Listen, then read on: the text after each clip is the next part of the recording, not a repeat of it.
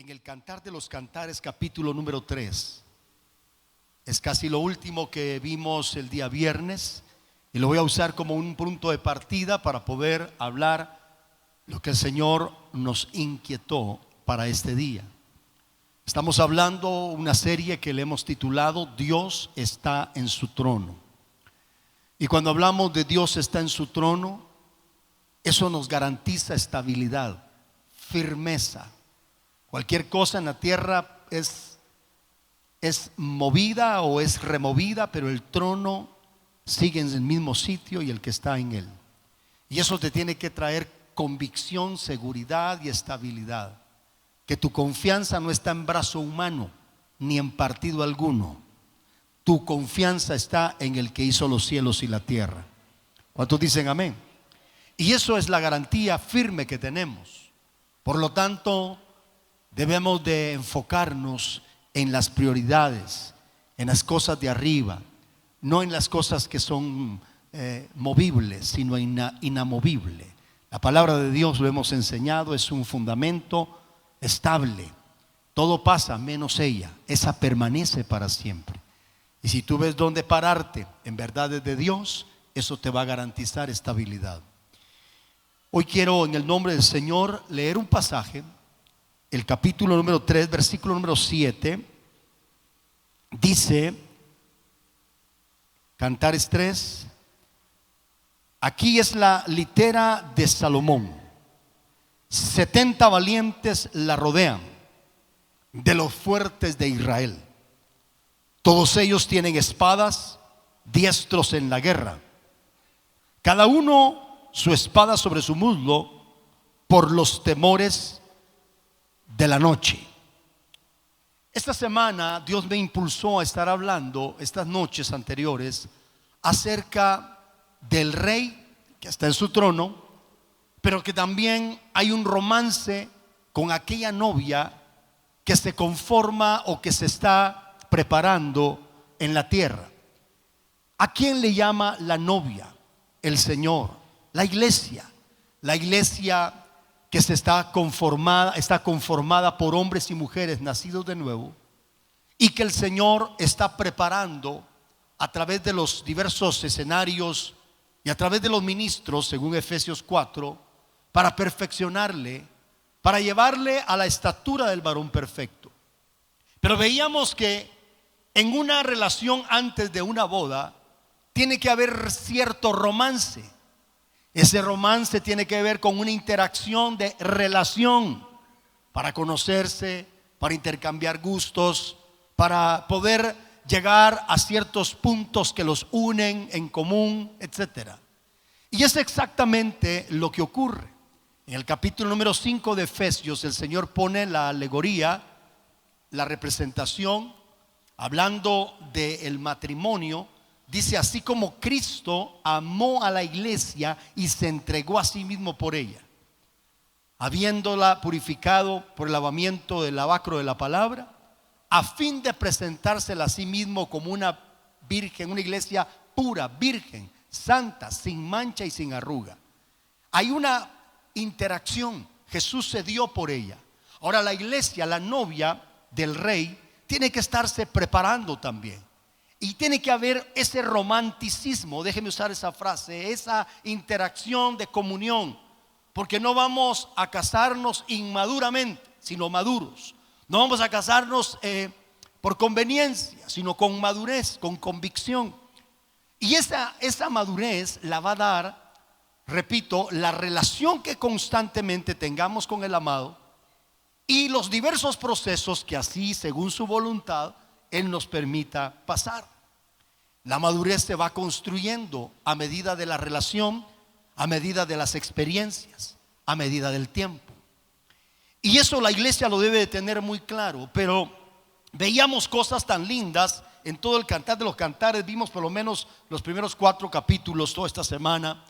Y una de las cosas que sobresalió fue que la iglesia representada en la amada del Cantar de los Cantares y el amado que aparece ahí representando a Cristo, tenían esa interacción, repito, pero la iglesia, la novia del Cantar de los Cantares, era intencional.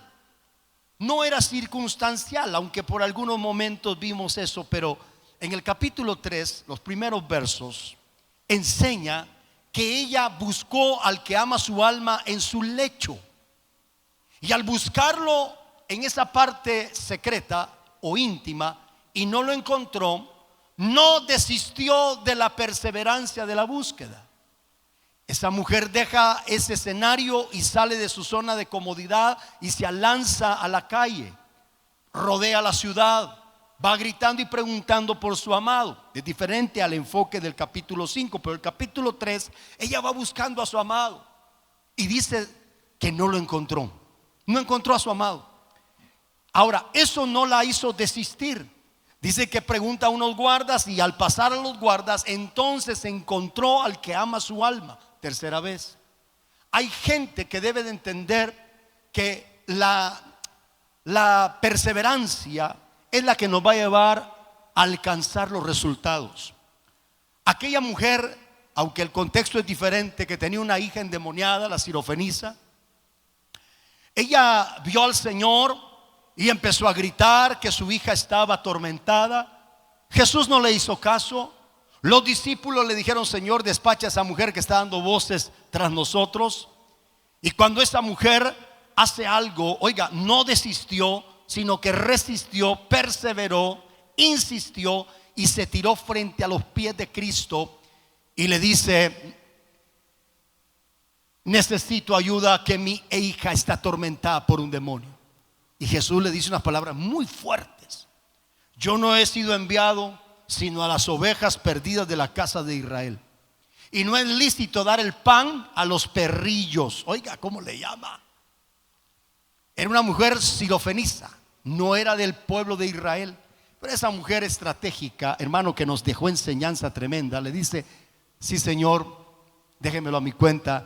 Yo imagino que alzó la mirada, o medio alzó la mirada. Ella estaba postrada frente a Cristo. Sí, Señor, le dice, pero aún los perrillos comen de las migajas que caen de la mesa de su Señor. Mire, hermano, esas palabras, discúlpeme, derritieron a Cristo, le ganaron a Cristo. Es como decir: no se puede con esta, se ha hecho como has creído, y recibió el resultado.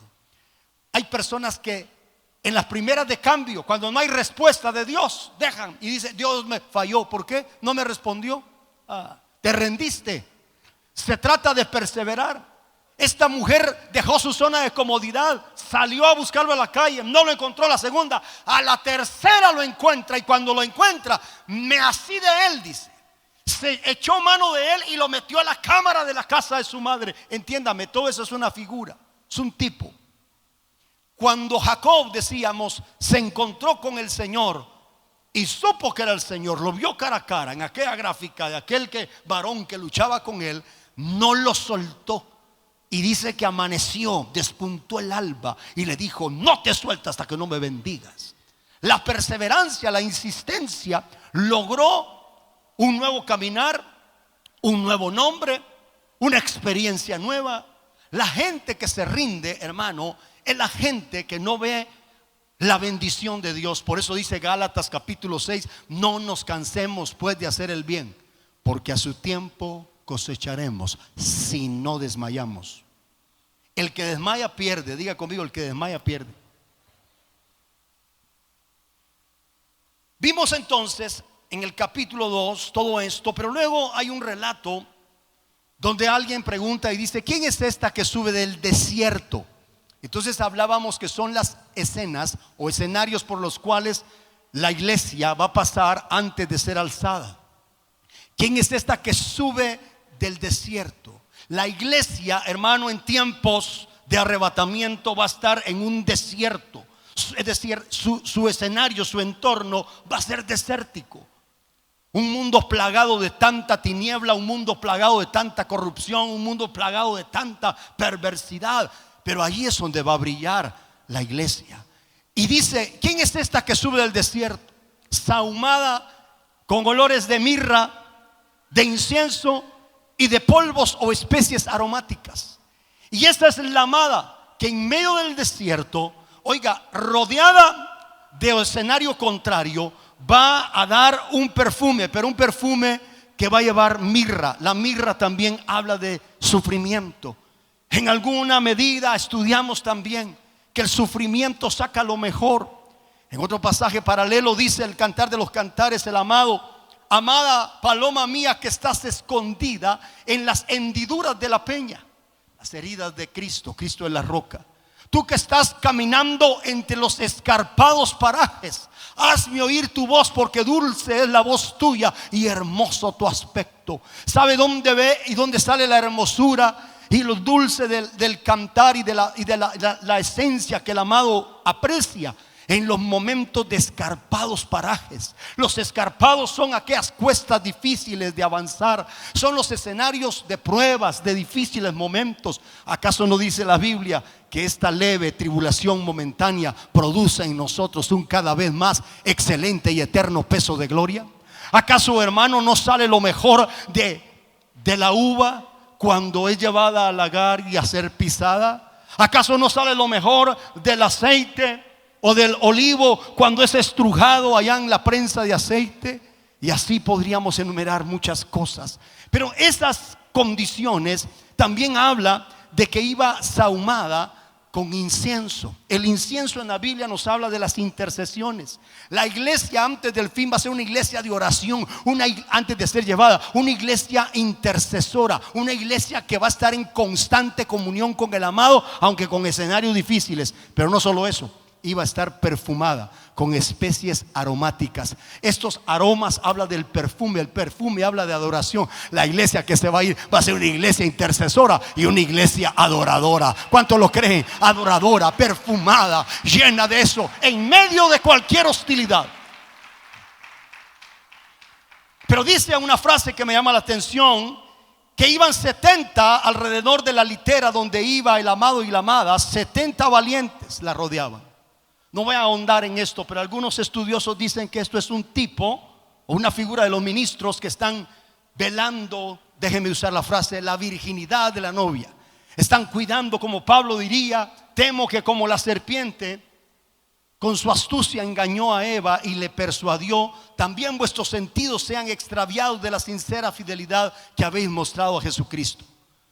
Quiero presentaros, decía Pablo el apóstol, como a una virgen pura, una virgen, una iglesia gloriosa. Tiene su sentido ese enfoque, pero hay otro que me gusta también, y este también casa. Y es que aparte de que la iglesia es la novia que se está decorando, que el Espíritu Santo la está embelleciendo, que a través de los procesos cada día se nota un poco más hermosa, más bella para el amado, también es una novia que sabe usar armas de guerra poderosas en Dios para destrucción de fortalezas. Es una novia, imagínense una novia vestida de blanco pero con botas de soldado. ¿Cuántos dicen gloria a Dios? Vea por favor lo que dice la escritura. Efesios capítulo 6 versículo número 10, rápidamente. Efesios 6, 10 dice: por lo demás, hermanos míos, Efesios 6, 10, fortaleceos en el Señor y en el poder de su fuerza. Fortaleceos en el Señor y en el poder de su fuerza. Verso 11: vestíos de toda la armadura de Dios, para que podáis estar firmes contra las acechanzas del diablo. Quiero decirte, iglesia, que aunque te está embelleciendo el Señor, te estás perfumando, te estás decorando, hermano, tienes que revestirte de toda la armadura de Dios, porque hay un enemigo que no tiene tregua, no se da feriados y no hay cuarteles. Es una guerra sin cuartel. Satanás, que el Señor lo reprenda, dice que va a estar asediando, acechando, y la clave para estar firmes es que nos vistamos de toda la armadura de Dios. Pregunto yo, ¿hay alguien aquí que por la fe forma parte de la novia de Cristo que va a ser alzada cuando suene el shofar del cielo? A ver las manos alzadas de los que creen que el Señor se los va a llevar, hermano. Aleluya. Pues te quiero decir que tienes que también aprender a usar la espada y toda la armadura. Tienes que aprender a guerrear, porque los días, cada día va a ser, hermano, más difícil. No te estoy hablando pesimismo, no es lo que quiero, pero está escrito Y aunque nos pongamos de cabeza, lo que está escrito se va a cumplir. ¿Cuántos dicen gloria a Dios? Los tiempos finales serán peligrosos. En los días postreros vendrá gente. Mira el perfil de la gente de los días postreros: aborrecedores de lo bueno, amadores de lo malo. Habrán hijos implacables, intemperantes, aborrecedores de Dios, desobedientes a los padres, desleales, sin afecto natural. Y si usted le suma a eso el espíritu del anticristo que describe el capítulo 11 de Daniel, que entre sus características es que no gustará del amor de las mujeres. Mires para dónde va eso. Como que es una persona que, y eso está bombardeando por todos lados.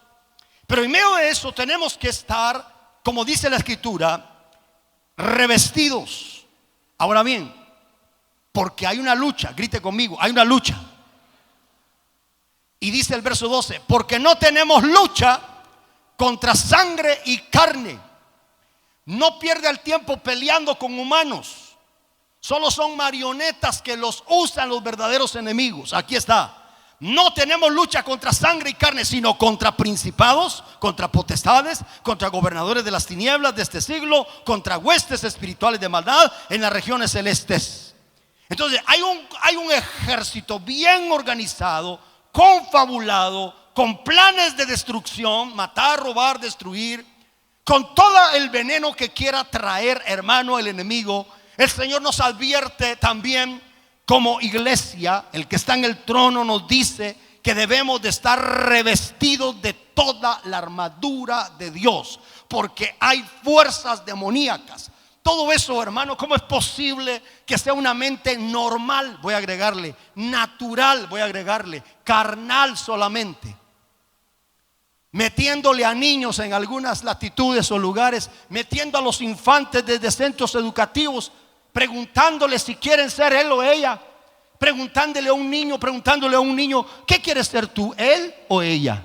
Y el niño dice, pues no sé. Y algunos los inclinan: ¿quieres ser bella? ¿Quieres ser una niña? Sí, dicen, porque los influyen. Eso no viene de una mente, hermano, solo carnal. Tiene que haber pensamientos demoníacos, aberrantes, en contra de la naturaleza que Dios estableció, de lo natural. Vienen cosas antinatura, que, hermano, a lo bueno le llaman malo, a lo malo le llaman bueno.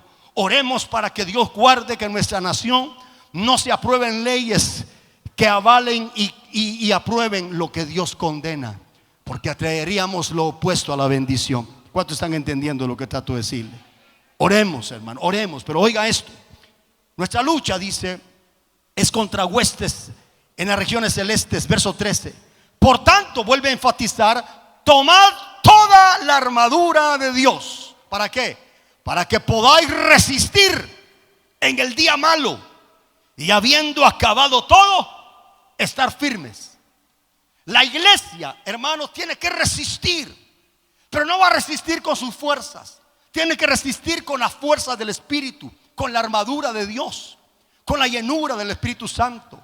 Una iglesia consagrada, una iglesia apartada del pecado, una iglesia, hermano, que está orando y adorando, obedeciendo la palabra, es una iglesia que va a resistir hasta el día del fin. ¿Cuántos dicen amén? Dice aquí, verso 13: tomando toda armadura de Dios para que podáis resistir en el día malo, y habiendo acabado todo, estad firmes. O sea que la iglesia, para que se mantenga firme, también tiene que ser una iglesia, una novia guerrera. Discúlpeme, en el mundo espiritual, si usted solo es de uñitas largas, bien pintadita, bonita, le tengo que decir que también tiene que engrasarse cuando agarre el fusil en el espíritu. ¿Cuántos dicen gloria a Dios? También tiene que engrasarse y ponete las botas de soldado. Deje el taconcito a un lado y póngase las botas de guerrero, y métase a lodazal, a la trinchera, y empiece a orar y a reprender. Revístase de la armadura. ¿Alguien está entendiendo? Tenemos que ser guerreros en el espíritu. Dejemos de ser acomodados, dejemos de ser personas contemplativas solamente. Seamos participativas. Satanás no tiene problemas con los fríos. Esos son sus compadres, hermano. Los tibios ya casi son sus cuates. ¿Cuántos dicen gloria a Dios? ¿Sabe con quién tiene problemas Satanás? Con los que están ardiendo en el espíritu, con los que están orando, cuando están limpiándose cada día, están buscando de Dios. Ahora, alguien dirá, ¿eso es legalismo? ¿Eso es fanatismo? No, eso es Biblia. Aquí está, hay asedio, hay batalla. Algunos ni cuenta se dieron, ya perdieron algunos combates. Por eso están fríos, apagados, opacados en el pecado, no quieren nada con Dios. Pero te tengo una buena noticia. Perdiste tal vez algún combate, pero no ha terminado la guerra. Y la guerra es de Dios. Y si te levantas hoy, el Señor puede ayudarte para salir en victoria. Si te arrepientes, el Señor te puede perdonar y levantar. Por causa del tiempo, mire rápidamente. Dice que tomemos todo ese arsenal. Verso 14. Estad pues firmes. Y aquí te describe cómo hay que estar firme. Ceñíos vuestros lomos con la verdad, vestidos con la coraza de justicia, calzados los pies con el apresto del evangelio de la paz. Sobre todo, tomad el escudo de la fe, con que podáis apagar todos los dardos de fuego del maligno. Tomad el yelmo de la salvación, la espada del Espíritu, que es la palabra de Dios.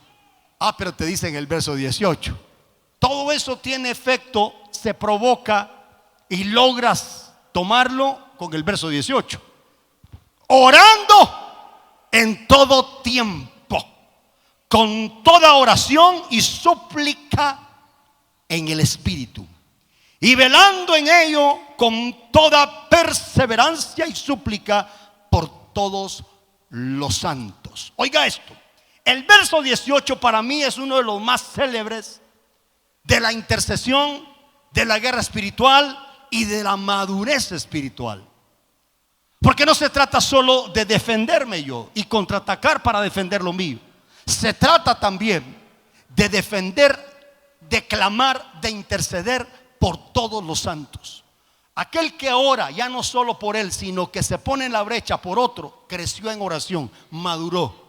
Cuando resulta llorando por alguien que ni conoces, mire, a veces me toca a mí, hermano, estoy orando por las peticiones en la madrugada o fuera de la madrugada y veo ahí hay necesidades, nos llega a través de Riairi el mensajito y empezamos a orar. Resulto llorando, digo, esta gente ni la conozco, pero siento la carga, Señor, son tus hijos, auxílialos, ten misericordia.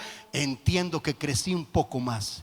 Cuando ya no pides solo para ti, sino pides a favor de otro, ya maduraste, ya creciste. ¿Cuántos dicen gloria a Dios?